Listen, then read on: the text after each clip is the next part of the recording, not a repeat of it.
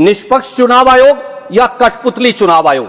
अगर लोग आपके साथ हैं तो आप बैलेट से भी जीत जाएंगे, लोग आपके साथ नहीं हैं तो सच सामने आ जाएगा। जब चुनाव आयोग ही सत्ता का अंगूठा छाप होगा तो फिर चुनाव कैसे होंगे, इसका नतीजा आप खुद देख रहे हैं कि कल कोई सरकार किसी बेवकूफ, बेईमान या जेबी व्यक्ति को चुनाव आयुक्त नियुक्त ना कर दे, चुन चुन कर वोटर को ही वोटर लिस्ट से हटा देगा, तो यह लोकतंत्र के कफन में आखिरी कील साबित होगी। जेबी चुनाव आयोग को एक दिन भी अपने पद पर बने रहने का अधिकार नहीं है। मानते हैं अंधेरा बहुत घना है, पर अंधेरे को चीर दिया जलाना कहां मना है। और सर, जो लोग हमें बीता इतिहास बताते हैं, आज मैं उनको कहना चाहता हूं, जरा अदब से उठाना इन दियों को।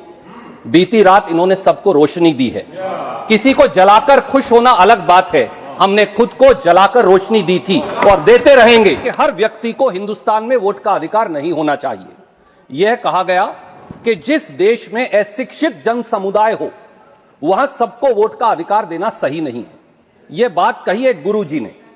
इस सदन में बैठे भी कुछ लोगों के वो गुरुजी हैं आज भी, और वो एक विशेष दल के भी गुरुजी, श्री गुरुजी समग्र खंड 9 पेज 64 मैं लेकर आया हूं। मैं ऑथेंटिकेट करूंगा हर वो बात जो मैं कहूंगा।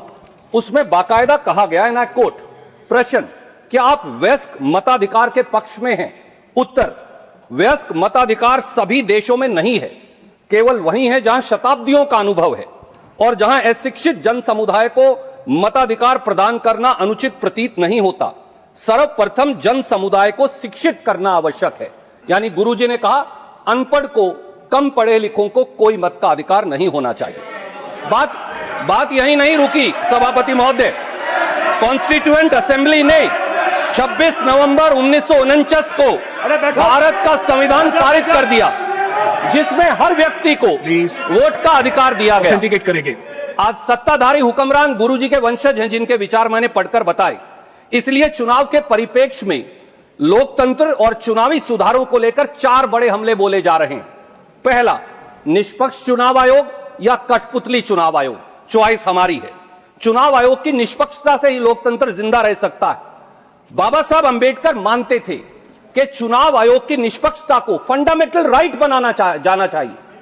बाबा साहब यह भी कहते थे कि उन्हें सरदर्द और गंभीर चिंता है कि कल कोई सरकार किसी बेवकूफ, बेईमान या जेबी व्यक्ति को चुनाव आयुक्त नियुक्त ना कर दे, और फिर यह भी कहा कि राष्ट्रपति के द्वारा भी चुनाव आयुक्त की नियुक्ति पर अंकुश लगाया जाना चाहिए और बाकायदा राष्ट्रपति के लिए भी इंस्ट्रक्शन जारी की जानी चाहिए। और सर, बात यहां खत्म नहीं हुई।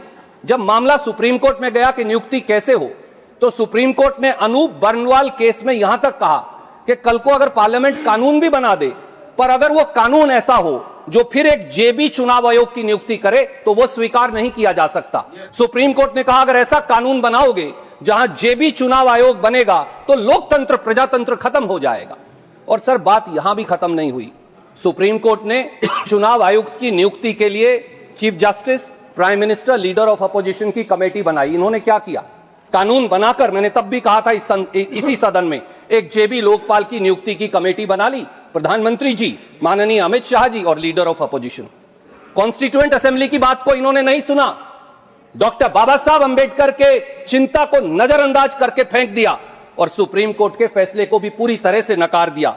जब चुनाव आयोग ही सत्ता का अंगूठा छाप होगा तो फिर चुनाव कैसे होंगे, इसका नतीजा आप खुद देख रहे हैं। Second attack sir, second attack is vote का अधिकार।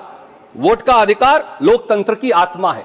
आत्मा के बगैर हमारी सभ्यता, हिंदू धर्म में कहा गया है, शरीर जिंदा नहीं रह सकता। सर, वोटर लिस्ट, वोटर केवल लिस्ट पर छपा एक नाम नहीं है। वोटर चुनावी न्याय व नतीजों का असली चेहरा है। अगर कोई भी तंत्र बदनीयती से, षड्यंत्र से चुन चुन कर वोटर को ही वोटर लिस्ट से हटा देगा, तो यह लोकतंत्र के कफन में आखिरी कील साबित होगी। सर, जो चुनाव आयोग निष्पक्षता से वोटर लिस्ट भी नहीं बना सकता, जो चुनाव आयोग सेलेक्टिव आइडियोलॉजिकल रिमूवल SIR कर रहा हो, ऐसे जेबी चुनाव आयोग को एक दिन भी अपने पद पर बने रहने का अधिकार नहीं है। Sir, the attack number 3 on democracy, sir, वो है वोट की एवज में रिश्वत।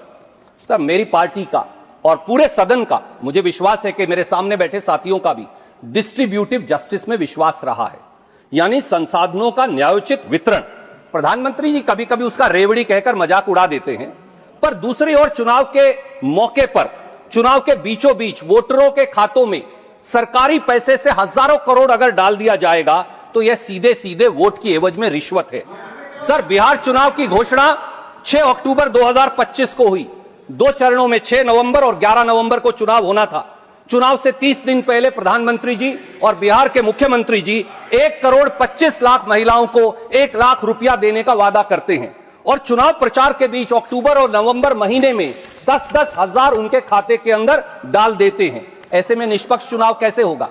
सर, चुनाव से 2 महीने, 3 महीने, 30 दिन पहले सरकारी खजाने से हजारों करोड़ रुपया वोटरों के खाते में जमा करवाना रिश्वत है, वोट की एवज में रिश्वत है। तो लेवल प्लेइंग फील्ड कैसे बच जाएगी? और सर, चौथा अटैक है चुनावी चंदे का घालमेल। मेरे सहयोगी अजय माखन ने 11 दिसंबर को सदन में बताया कि कैसे इलेक्टोरल फंडिंग के घालमेल के चलते बीजेपी के अलावा देश के किसी राजनीतिक दल के पास चुनावी खर्चे की आर्थिक क्षमता खत्म कर दी गई है। अगर लोग आपके साथ हैं तो आप बैलेट से भी जीत जाएंगे, लोग आपके साथ नहीं हैं तो सच सामने आ जाएगा। और जब तक सर बैलेट नहीं होता, वीवीपैट की 100% स्लिप्स की काउंटिंग होनी चाहिए। तीसरा, सर, सभी राजनीतिक दल और सभी नागरिकों को वोटर लिस्ट की मशीन रीडेबल कॉपी चुनाव से 3 महीने पहले मिलनी चाहिए और चुनाव की डेट से 3 महीने पहले addition and deletion of voters बंद होना चाहिए, तभी फेयर चुनाव हो पाएगा। चौथा, सर, वोटर लिस्ट में नाम काटने से पहले हर व्यक्ति को एक व्यक्तिगत नोटिस डिलीवर किया जाए, एतराज फाइल करने का 1 महीने का नोटिस दिया जाए और वोट काटने का कारण बताया जाए, तभी फेयर बात होगी। सर, देश में लोकतंत्र बचाने का यही तरीका है। बहुत लोग कह देते हैं कुछ नहीं हो सकता। मैं आज ये कहता हूं, मानते हैं अंधेरा बहुत घना है, पर अंधेरे को चीर दिया जलाना कहां मना है? 5 second sir, I am concluding. मेरा इंटरप्शन का टाइम काउंट कर लीजिए। और सर, जो लोग हमें बीता इतिहास बताते हैं, आज मैं उनको कहना चाहता हूं, जरा अदब से उठाना इन दियों को। बीती रात इन्होंने सबको रोशनी दी है। किसी को जलाकर खुश होना अलग बात है, हमने खुद को जलाकर रोशनी दी थी और देते रहेंगे।